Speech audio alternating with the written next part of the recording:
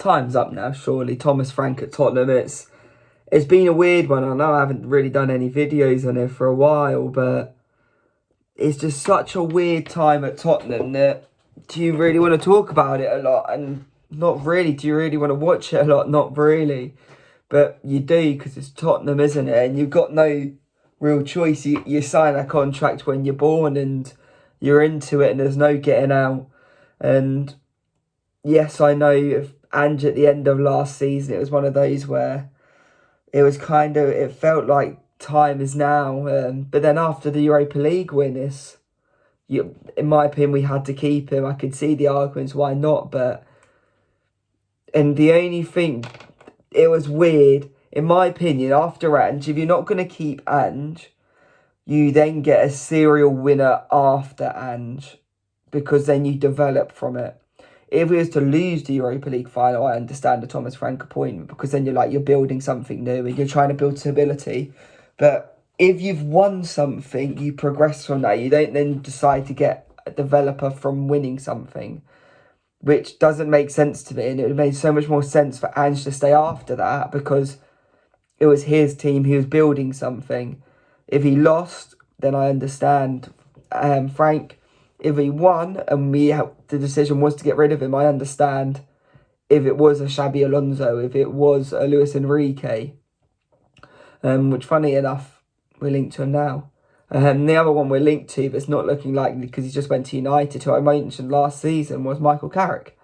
When I mentioned him, he's still at Middlesbrough and doing superb. But this whole Thomas Frank v Ange debate and what it is at the moment, I've got the stats from this time last season, 21 games into last season, to 21 games now. And look at the position. Last season, 13th. This season, 14th. Points. Last season, 24, 25 points at this time last season. This season, 27. So yes, we've got a few more points, or a couple more points. But I don't think it felt as bad. I don't remember it being as bad. And also at this time last season, still in the FA Cup, was in the semi-final of the League Cup. And not only just in the semi-final, we just beat Liverpool in the first leg of the semi-final.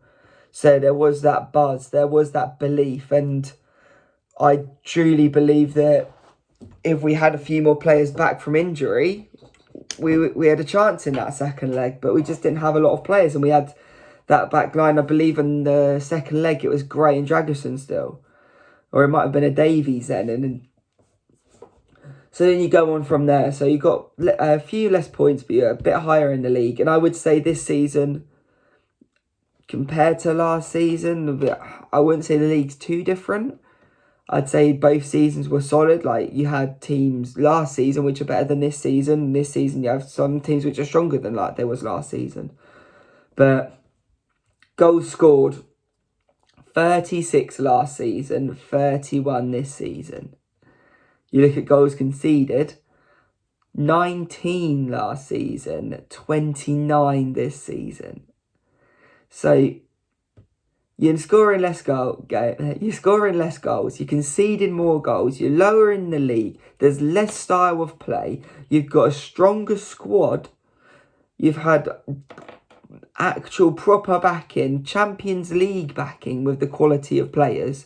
Yes, there's some which I'm not 100% on, like Kolo Muani, but Mattis Tell made permanent, and I know Ange had him for the second half of last season, but I'm still not sure about him. But Paulinho would have done well under Ange. Oh, sorry. Xavi Simons would have done well under Ange when we needed him, when we didn't have like a Kulu last season, who was killing James Maddison. Then you look at it as well. Ange supposedly had 8 conversations with Conor Gallagher. We said no to him due to finances. Now we've got him under Thomas Frank. So would have made the difference as well. And you look at those signings and you're like... So we've spoken about actual goals conceded. So how about the ones... It might be, let's say Frank's just been unlucky with... Because he supposedly got no attackers. Like Ange had everyone. expected goals. 33, 34 last season at this time. This season, 23 for expected goals. Yeah. Then you look at expected goals against, and you see 25, 26 last season at this moment, 28.4. So, we're conceding less chances, we're conceding less big chances, we're conceding less goals, we're getting into better chances, we're having better shots in better areas, and also we're scoring more goals. Bearing in mind, Frank has said that he doesn't want pop shots and things like that. When you look at the last goals we've scored, Xavi Simons had some pops outside the box. You look at Romero going up, which isn't part of Frank's play. But it's all right, we're making substitutes about bringing a centre-back on to take a throw-in, or bringing a 19-year-old kid to take a throw-in. And I don't know, you look at it, we bring on two strikers and we want to bring on two strikers, but he said in a press conference that Matis Tel is a striker and can play striker. So if you needed two strikers, why couldn't Matis Tel be one of those strikers, not Kolo Muani? Bearing in mind, Matis Tel, I believe, has scored more goals than Kolo Muani this season. And also, not only, I'm 90% sure he has, not only that, but looked more dangerous against West Ham, has been more dangerous this whole season, and actually cares, and is actually a Tottenham player. Because I'm of the opinion of, once you get to a certain point with a loan player, if you know you're not going to sign him, bin him off. Okay? If you know your season's dead, the season is dead. We're not winning the Champions League. We should get to the knockouts, but even so, we're probably losing the first bit of that. We're not even getting Conference League in the league. This is why we need a new manager. If we get Conference League, that's fine. Okay, we can deal with a Conference League and we win the Conference League next season. We're all cushy with that. But that's not happening under Frank. Therefore, if you're Thomas Frank, and you know your job is safe, why are you playing Kolo Muani when you know you've got to make Matis Tel better? And then if you make Matis Tel better, you can sell him in the summer if you really don't like him. But he's your player. Kolo Muani, you're not going to sign. Because it will probably be about 50 million we'd have to pay for him. 40, 50 million. We've just bought Matis Tel for that. We also can't afford to have any more. It's going to sound Brexit. We can't afford to have any more foreign players in the team due to the Champions League rules. But we're not going to be in the Champions League, so that don't really matter. But that was one of the big reasons for Conor Gallagher, and that's probably why we're going to sell one of the Bentancurs or Sarr, because he seems to be able to bring Basuma 100%. Things like that is because of the Champions League rules, which we've struggled with recently. So, in my opinion, and what do I know? But you sell Vicario in the summer and you bring in James Trafford. Goalkeeper, it's easy. If you get a homegrown goalkeeper, that's sorted for the thing. We've bought Antoine Kinski. What was the point in that? He's played 3 games, I think, since buying him. We bought him early because we needed to play him against Liverpool last season. This time last season, we've only played him those 3 games. But Vicario stays in because he's now part of his leadership group. I don't understand what a leadership group means. Like, does it mean, a decent footballer at the club? Because all it seems is any player which is classed as that, or used to be classed of that or just under world class, is in that leadership group. Romero, leadership group. Supposedly Van der Ven's in that leadership group now. Then you've also got James Maddison in that leadership group. You've got Vicario in that leadership group. And you look at it, it just means senior players. Because we've got a load of senior players and we've got a load of youngsters. So if you're over 26, you're part of this leadership group. Well done. And it means we're not going to sell Vicario. We can't drop Vicario because he's a leader. Because a professional footballer, you need to be a leader. Not because you're getting paid, or not because you've worked your whole life and your family's committed so much time into you that you need to be told to be a leader to speak on a football pitch. You need to be told you're a leader to have an opinion in a football team. But no, I understand 2 or 3 maximum if you've got a few injuries. But you don't need changing every season from the leadership group from last season. I really don't get it.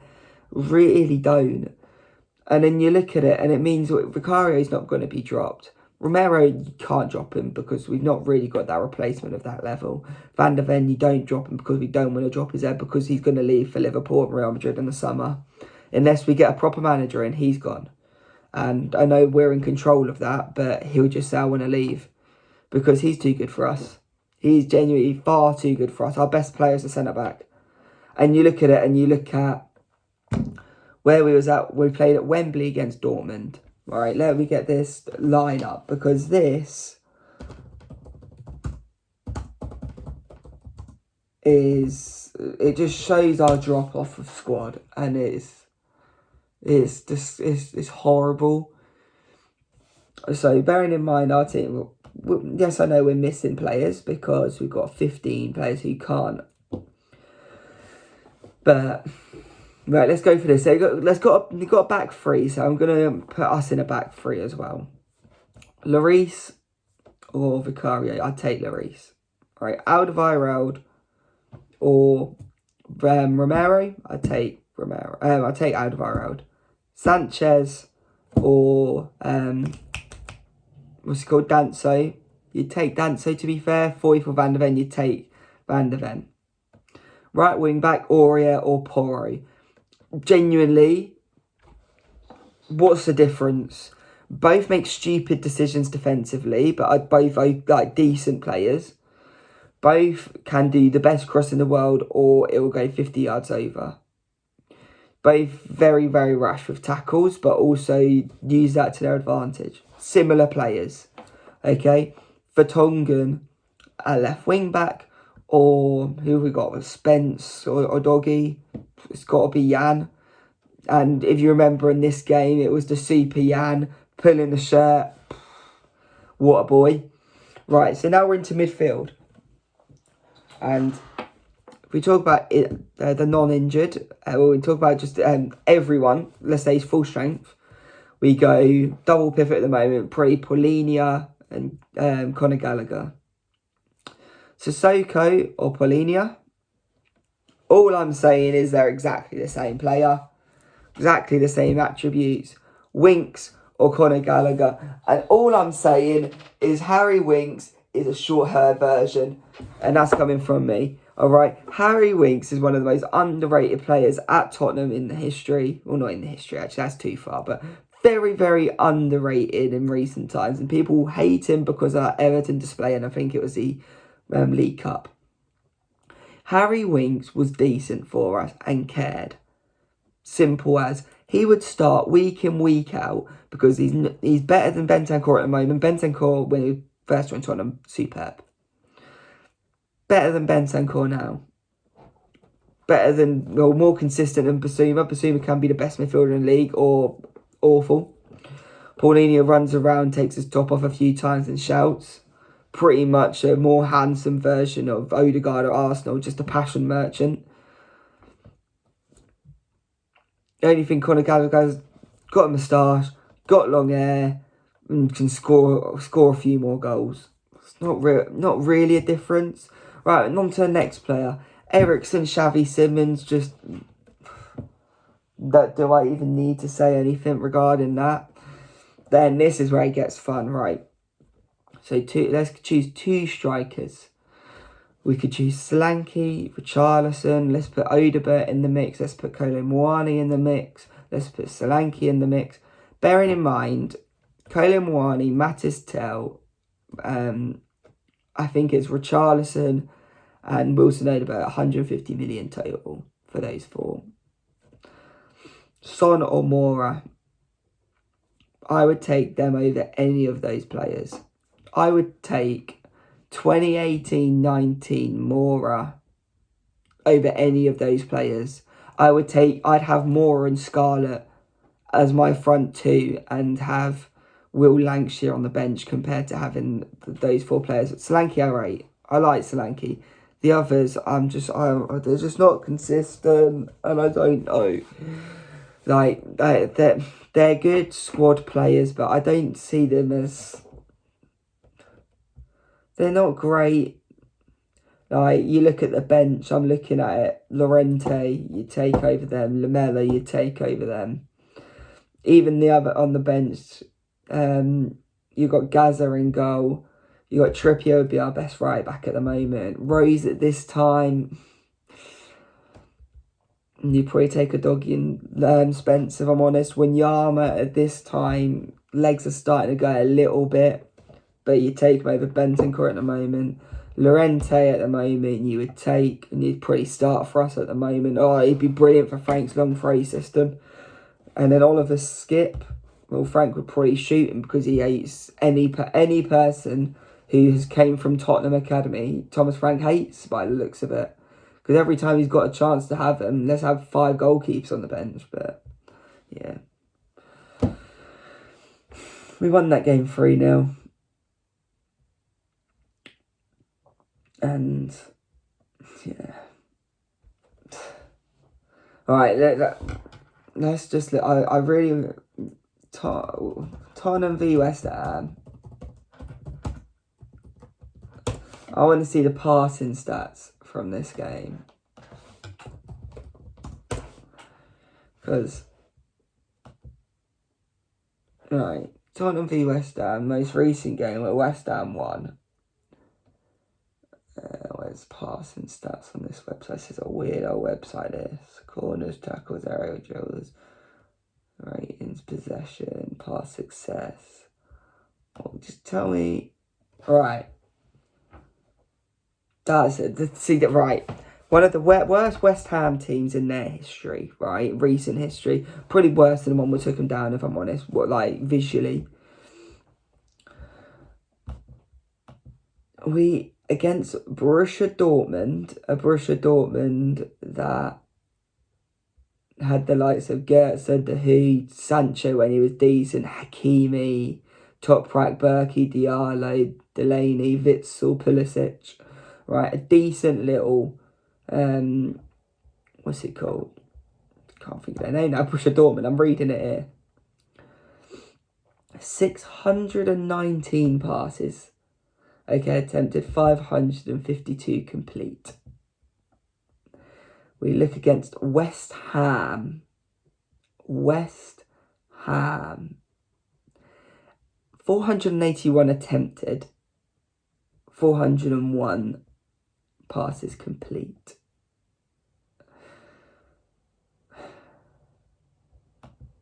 Okay, so you look at that. And... like, at the end of the day, Thomas Frank, I thought after that Super Cup thing, I thought best manager, worst manager, all within 10 minutes. Thomas Frank, I lost all respect straight away as soon as he took, I think it was Richarlison off. What minute was it? Tottenham v PSG. Super Cup, right? The substitute, what made it was when he took off. So he brought on Solanke for Richarlison, I believe, but I forgot what minute it was on. But I remember seeing that, and then he moans that he was injured after, and because he got injured after that game. What minute? Because it was genuinely, the only reason he done it was for minutes, because he used it as a fitness thing. Substitutes, right, we're getting there. Winning a game, right? You're winning a game of football. On the 72nd minute, you take off Richarlison, who was doing decent at the time. Not saying he was 10 out of 10, but he was doing decent. You take him off. And you bring on Solanke, who wasn't fit. I love Solanke. I think he's a better player overall than Richarlison, but he wasn't fit. And then he got injured. The same time, João Palhinha, who we bought specifically to have experience in the midfield and to help us hold on to results, You take him off and you bring on Archie Gray. I think Archie Gray will be one of the best midfielders. But bearing in mind last season he barely played midfield. So one of his first midfield appearances for Tottenham was in a Super Cup final, which could have put Frank in such a good position from the start, saying, I played one game, I've won us this our second trophy in 15 years. And then it gets all talk about Ange. Then I understand this one a little bit more. Kudos for Tell. But then why not bring on what's his face? Brennan Johnson, but he just hates Brennan Johnson. I don't know why. He just hates him and got him sold, even though I don't know. But for me,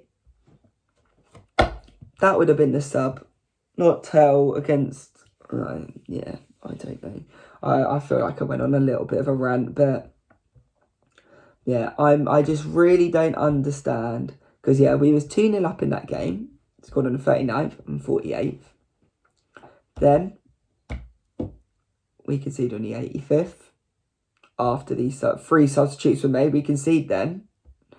And then when everything's going wrong, you have no João Palhinha, who's been there and like played for big clubs, got experience. You've got no João Palhinha, okay? Then you've also got, who else haven't you got? Sorry, Richarlison, who's Brazil's number 9. Solanke's super. Honestly, I think Solanke should be our number 9. But when Richarlison is doing well, there's no need to take him off. And we've seen that a few times where he does the weird changes. And I don't know why. And it's almost you footballing like, it's got to this moment, I'm going to make this sub. And I know Ange sometimes done that, but I don't, yeah. We could have been world champions or European champions because you'd have been Europa League winners, Super Cup winners. Thomas Frank would have been held so highly. But no. And now he's went back and he's now went back on his word about Basuma. Brought Basuma back into the squad after kicking him out. So he's not even got Bottle. And yeah. For me, I think it's an interim, and I think it's. I'm not sure why we brought in Johnny Heitinga. You don't bring someone in now when the job was already under pressure. So we brought in Johnny Heitinga for no reason whatsoever. We now need an interim manager in. Not sure who to get because can't get Robbie Keane because he's happy at the moment. Hey Redknapp, although it'll be vibes, isn't really realistic. Ryan Mason's just been sacked by West Brom. So you've not really got... Man United acted quicker, so they've got Carrick, so you can't get Carrick. So then you look at, do you bring AVB, but he's a sporting director role. Do you want Tim Sherwood? Not really. Then you look at ex-players, you've got Jermaine Defoe, you can't go for Jonathan Woodgate because he's at United. So you've got Jermaine Defoe, Yaya Toure done a little bit of coaching for us. You could try get Matt Wells back, but he's in America now, so... Johnny Heitinga, do you really want him after his role? His failure, sadly, at Ajax, with his first job as a manager. So, who would you go for?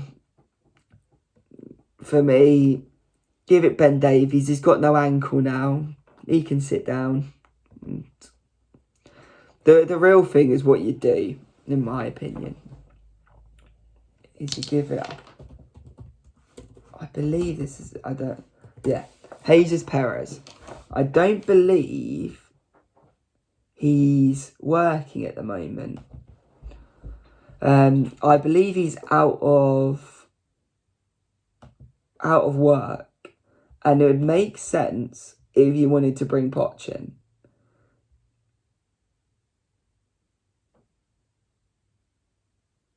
But I'm not sure if he is. No, I'm wrong. He is in the American team, so you can't sadly get him. Yeah, give it Ben Davies till the end of the season. that's all you got to do. I've been Nathan, and I've had enough of Tottenham. But big game against Dortmund. We'll watch that. We'll be sad. And I'll boo from my bedroom going, boo. And